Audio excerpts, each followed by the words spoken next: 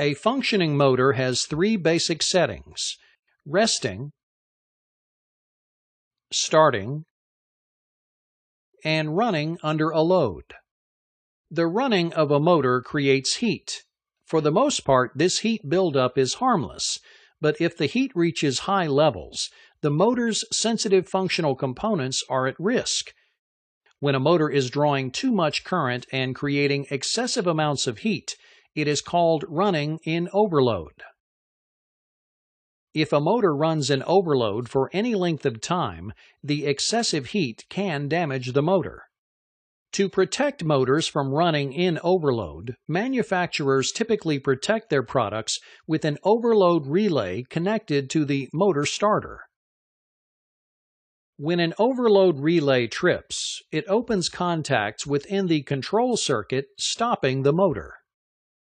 The most common type of overload relay uses a melting eutectic alloy. A eutectic alloy is a specific type of metal that changes directly from a solid to a liquid at a fixed temperature. In a melting alloy overload relay, the eutectic alloy is housed in a tube along with an inner shaft cemented in place. This tube is connected to a ratchet wheel. The temperature of the alloy is controlled by a heater coil wrapped around the outside of the tube. The heater coil is directly connected to the circuitry of the motor, so when dangerous amounts of current run through the motor, the wire coil will also heat up. When the heater coil gets hot enough to melt the inner eutectic alloy, it indicates that the motor has reached a dangerous overload threshold. At the elevated temperature, the alloy will instantly turn from a solid to a liquid, allowing the inner ratchet shaft to turn freely.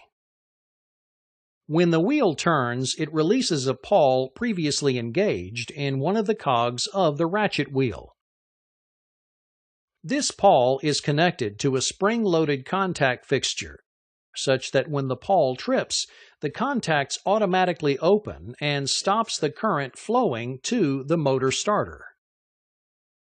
The spring-loaded contact fixture also includes a reset button so that when the eutectic alloy cools and cements the ratchet in place, the contacts can be closed by re-engaging the pawl in a cog and compressing the spring. Another important part of motor electronics is forward and reverse circuitry. Here is an example of the circuitry for a forward and reverse three-phase motor. When the motor is running in forward, the circuitry contacts are connected in numerical sequence: L1 to T1, L2 to T2, and L3 to T3. To run the motor in reverse, then, two of the contacts must be switched. In this case, L1 is connected to T3 and L3 is connected to T1. L2 and T2 remain connected. This reversal of contacts will cause the motor to run in the opposite direction. Great care must be taken with forward and reverse circuitry, because if the forward and reverse contacts ever engage at the same time, it will cause a destructive and dangerous short circuit.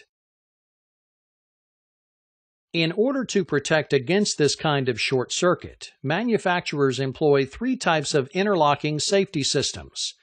Interlocks create a web of safety checks within a circuit to prevent both forward and reverse coils from being energized at the same time. They are represented in circuitry diagrams by a dotted line.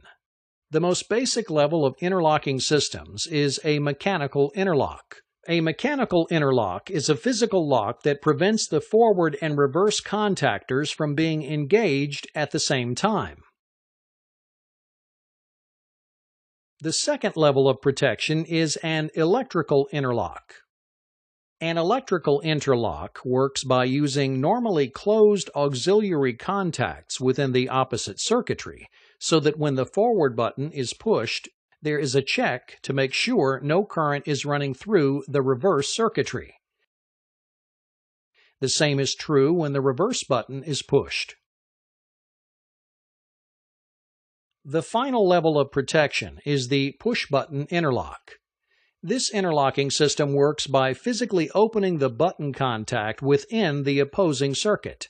This way, if for some reason both buttons get pushed, then no current will flow at all.